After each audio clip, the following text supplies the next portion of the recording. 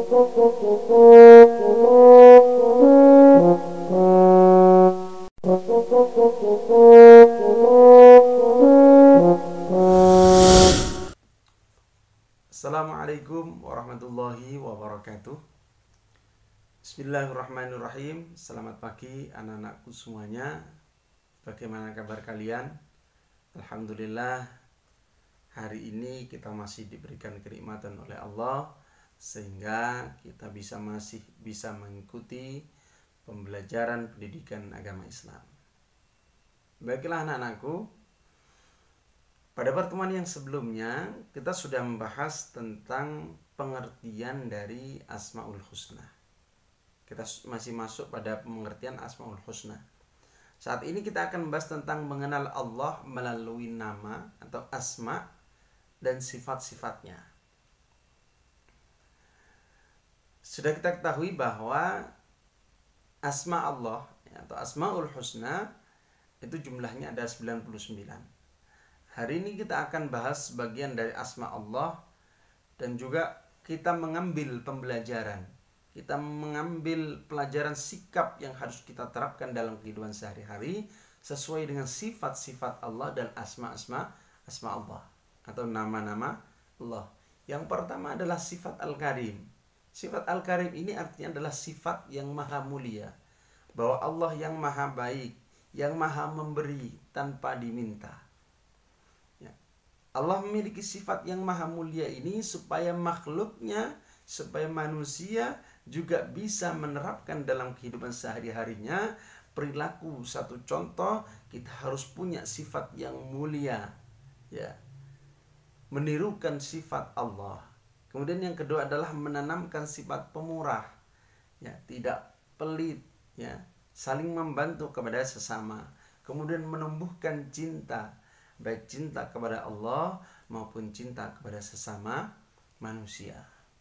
Kemudian yang kedua adalah yakni Al-Mu'min.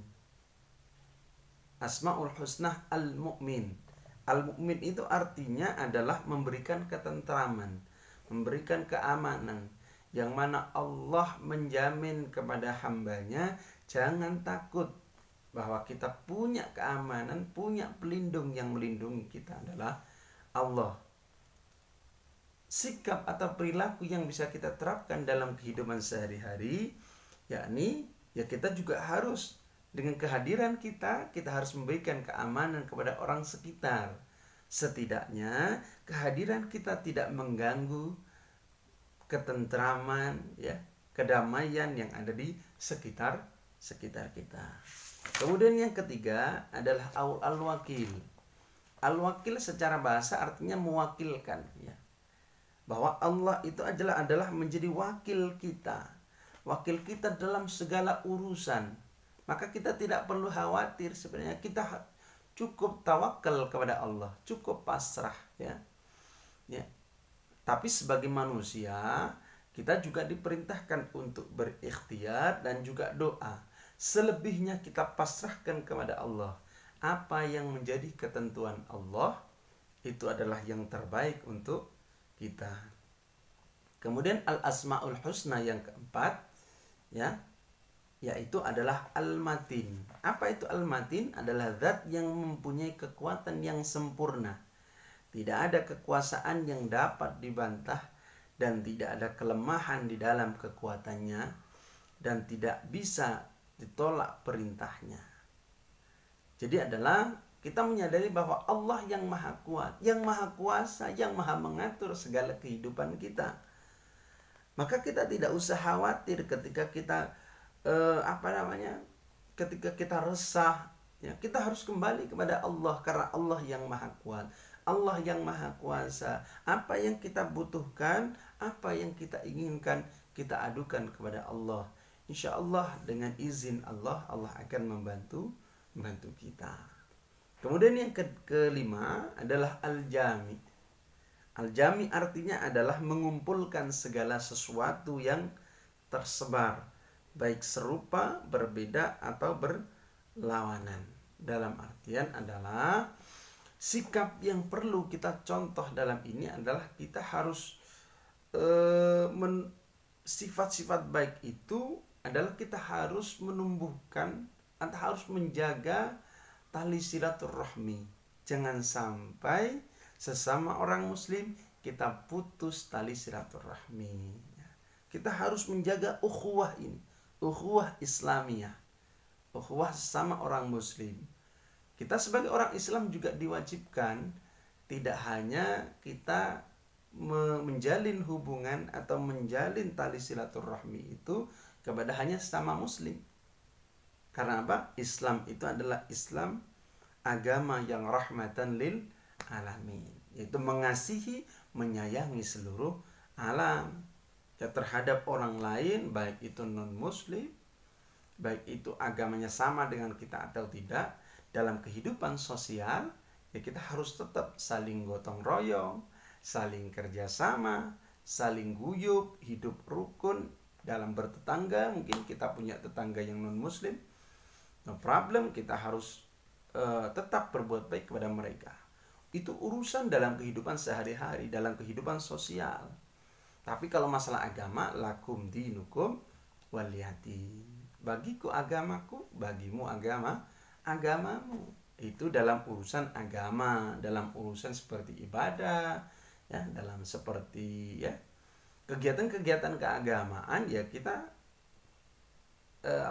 kita lakukan sesuai dengan keyakinan kita masing-masing. Tapi dalam keadaan sosial bermasyarakat tidak ada masalah, kita membantu mereka, tidak ada masalah. Kemudian yang keenam adalah al-adl. Adl ini adalah sikap adil, ya, bahwa Allah maha adil pada hambanya itu. Ya, Allah memberikan sesuatu pada hambanya sesuai takaran, sesuai kebutuhan, sesuai kemampuan hambanya dalam menerima kenikmatan itu. Sifat yang bisa kita contoh ini mungkin kita kalau ditakdirkan sebagai pemimpin, maka kita harus menjadi pemimpin yang adil. Kita harus memberikan hak dan kewajiban, memberikan hak kepada rakyat kita atau orang yang kita pimpin sesuai dengan satu kemampuan dia, satu kebutuhan dia, ya. Satu contoh, adil itu tidak harus rata, ya. Satu contoh, ada orang tua yang punya 3 anak. 3 anak, yang satu tingkat SMA, yang 2 tingkat SMP, yang ketiga tingkat SD. Ini pun kebutuhannya sudah berbeda-beda, tidak harus sama. Satu contoh, anak ini diberi uang jajan, sehari diratakan 5.000. Mungkin bagi yang usia SD itu cukup, akan tetapi yang usia SMA belum tentu cukup. Maka diberikan sesuai kebutuhannya masing-masing. Juga sama, Allah memberikan kenikmatan kita mungkin saat ini, kita masih diberikan kenikmatan mungkin yang secukupnya. Ya mungkin Allah sudah tahu bahwa saat ini kita masih mampu untuk mengemban amanah, mengemban nikmat yang diberikan oleh Allah, ya segitu. Ya. Kemudian yang ke-7 atau yang terakhir adalah al-akhir. Ini Allah memiliki sifat kekal, ya, atau abadi, maha akhir. Tidak ada manusia atau tidak ada makhluk yang hidup selamanya. Ya, kita menyadari bahwa Allah adalah yang kekal, yang tak terbatas. Ya, sebagai seorang muslim sudah sepantasnya ya kita mengenal nama-nama Allah dan sifat-sifat Allah ini. Ya, jadi dari beberapa asma Allah, dari beberapa sifat-sifat yang kita pelajari tadi, kesimpulannya bahwa kita juga selain kita mengetahui sifat-sifat Allah, nama-nama Allah, kita juga harus bisa terapkan pelajaran yang bisa kita ambil dari sifat-sifat Allah itu, yang tentunya sifat-sifat dan nama-nama Allah ini adalah mengandung perilaku sifat yang bisa kita contoh, yaitu perilaku yang sangat mulia. Anak-anak, cukup mungkin pembelajaran hari ini kita cukupkan ini saja. Tetap semangat anak-anakku, jangan lupa tetap patuhi protokol kesehatan. Kurang lebihnya mohon maaf. Wallahul muwaffiq ila aqwamit thoriq. Wassalamualaikum warahmatullahi wabarakatuh.